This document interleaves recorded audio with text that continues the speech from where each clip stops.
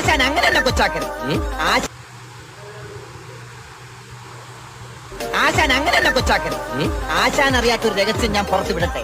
എന്ത് രഹസ്യം? ഇന്നലെ രാത്രി ഞാൻ എവിടെയായിരുന്നു? എന്റെ കൂടെ മൂക്കറ്റം തിന്നിട്ട് കൂർക്കം വെച്ച് കിടന്ന് ഉറങ്ങിയില്ലേ?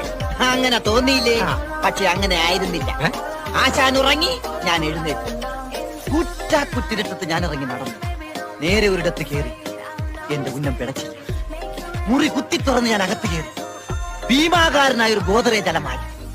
തന്ത്രം ഉപയോഗിച്ച് അലമാര തുറന്നു. നേരോ? അമ്മയാണ് സത്യം. എന്നിട്ട് ആ അലമാര കാലിയായിരുന്നു. ഇത് നോക്കുമ്പോൾ വേറൊരു ഗോദറേജ് അലമാര. അതും ഞാൻ തുറന്നു. വിശ്വസിക്കാൻ പറ്റിയില്ല, അതും കാലിയായിരുന്നു.